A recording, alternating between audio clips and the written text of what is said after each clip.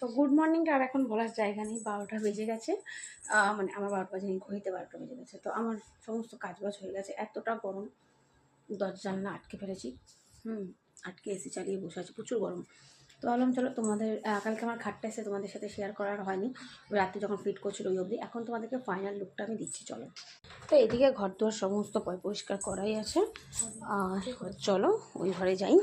আর এই ফুলদানিটাকে এখানে রেখে দিলাম, এখানে টেবিলটাকে ওই ঘরে নিয়ে চলে গেছি। কেন ওই ঘরে নিয়ে গেছি এখানকার টেবিলটা, চলো তোমাদেরকে দেখাচ্ছি। তো এই যে আমার খাট, এখানে সামনের সাইকেলটা রয়েছে, এটাকে অ্যাভয়েড করো, সাইকেলটা একটু চাপ কর না বাবা। তো এই যে আমার এই খাটটা অর্ডার করা হয়েছিল। আর এই বেডশিটটা তোমরা সবাই জানো, একটা ভাইরাল বেডশিট এটা, 3D বেডশিট। আমি এটা নিয়েছিলাম কিন্তু অনেক দিন আগে, বাট আমি পাতিনি, কারণ আমার মানে আমি ভেবেই রেখেছিলাম যে আমি এইটাকে তখনই পাতবো, আমার ঘরে খাটটা আসুক তারপরে আমি পাতবো। আর নতুন খাটটা আমি এই বেডশিটটাই পাতবো। তো আমি পেতে দিয়েছি এই বেডশিটটা। আর এই যে আমার খাটের এই যে সামনের ডিজাইনটা দেখো। আর অবশ্যই এটা হাইড্রোলিক, হ্যাঁ, এই যে এখানে হাইড্রোলিকের এই যে দড়ি ফড়ি দেওয়া আছে। এ বহু টাইট বাবা, আমি এখন তুলতে পারবো না একে। এটা হাইড্রোলিক বক্স, ঠিক আছে। এই যে এই সাইডে বক্সটা, এই যে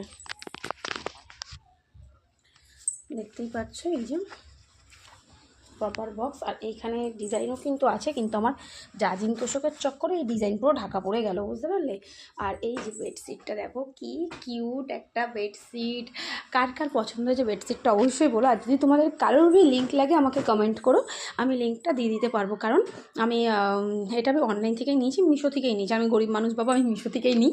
তো তোমরা একটু বলো কীরকম লাগছে, কি কিউট দেখো বেডশিটটা। তো আমার ছেলেকে বলেছিলাম, বাবা এই খাট আসলে প্রথম বেডশিট আমি এটাই পারবো। তো এটা কিন্তু আমার অনলাইন থেকে নেওয়া।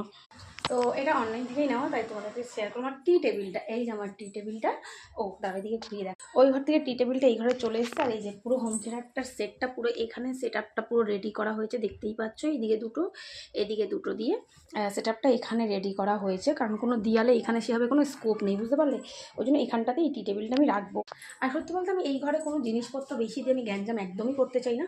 আমি এই ঘরটা একটু হালকা ফুলকায় রাখতে চাই। তো আমার এই ঘরে একটা খাটের দরকার ছিল। তো অনেক অপেক্ষার পর আমার খাটটা এসছে। ও ওই ঘরটা চলে একবার দেখাই। তো এই ঘরের এই যে ছোটো ঘরটা, এই ঘরটা পুরো সেট আপ রেডি করেছে। এই যে দেখো, এখানে কুলারটা থাকছে।